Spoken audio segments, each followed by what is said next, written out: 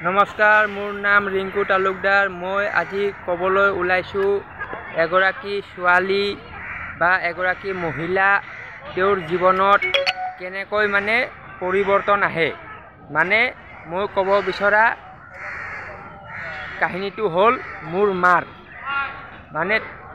ছোৱালী সময়ত ধৰি লওক এজনী ছোৱালী সুখেৰে দিন কটাই আছে আৰু কোনো অভাৱ অনাটন নাই।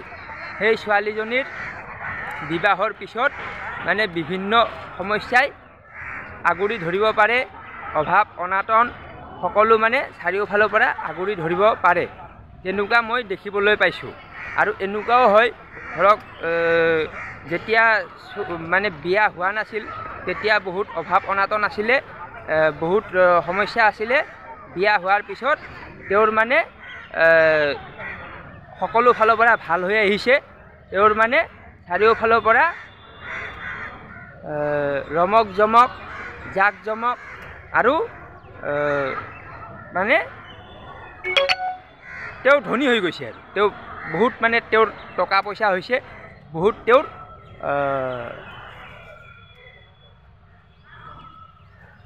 ভাল দিন আহিছে।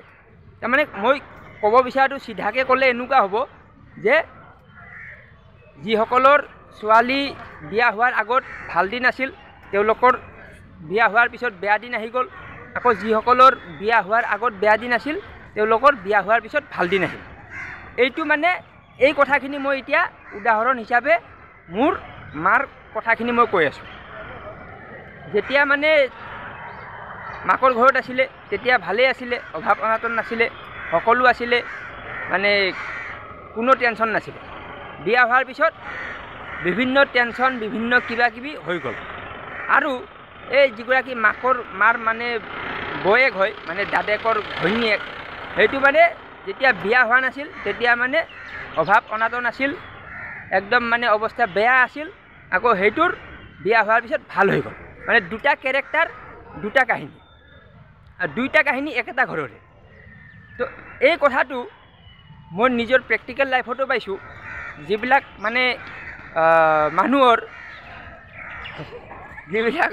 মানুহৰ আগত একো নাছিলে, তেওঁলোকৰ পিছত বহুত কিবা কিবি হৈ যোৱা মই নিজ চকুৰে দেখিছোঁ। আগত একোৱেই নাছিলে। আকৌ এনেকুৱা মই দেখিবলৈ পাইছোঁ, যিবিলাক মানুহ বহুত কিবা কিবি আছিল, তেওঁলোকৰ চব নাইকিয়া হৈ যায়। ঘৰ মাটি গাড়ী চাৰি চব আছিলে, কিন্তু চব নোহোৱা হৈ যায়।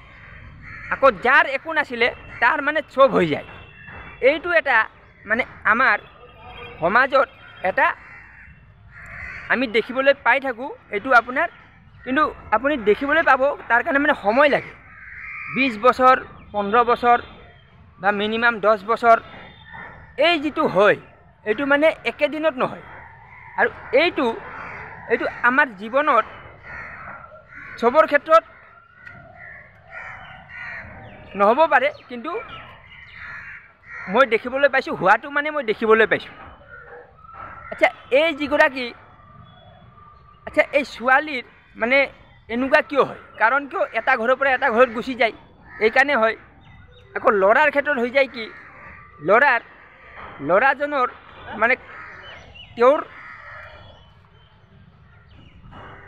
তেওঁৰ চাকৰি পাই গ'ল। ধৰক ল'ৰা এজন চাকৰি পাই গ'ল, অফিচাৰ হৈ গ'ল, কিবা হৈ গ'ল, চাকৰি পোৱাৰ লগে দৰমহা পাই গ'ল। তো তেতিয়া সেই ল'ৰাজন তাৰ চব হৈ যায়।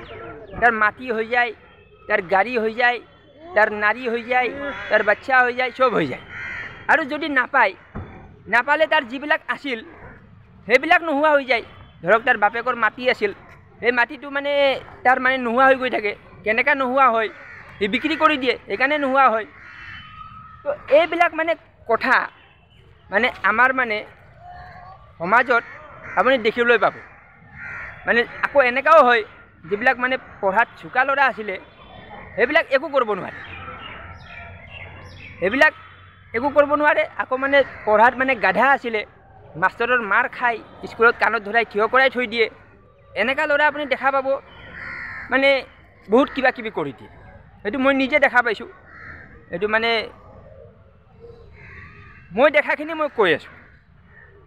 তো ইয়াত কথাটো হ'ল কি আপোনাৰ আজি যি আছে সেইটো আপোনাৰ নাথাকিব পাৰে আৰু আপোনাৰ যদি আজি একো নাই চব হৈ যাব পাৰে।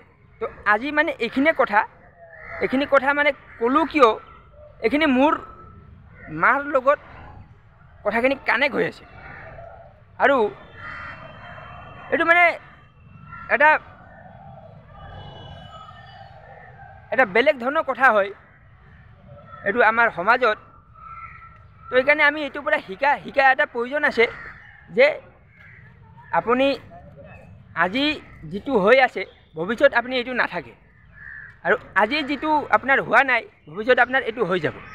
তো ঠিক আছে, ধন্যবাদ।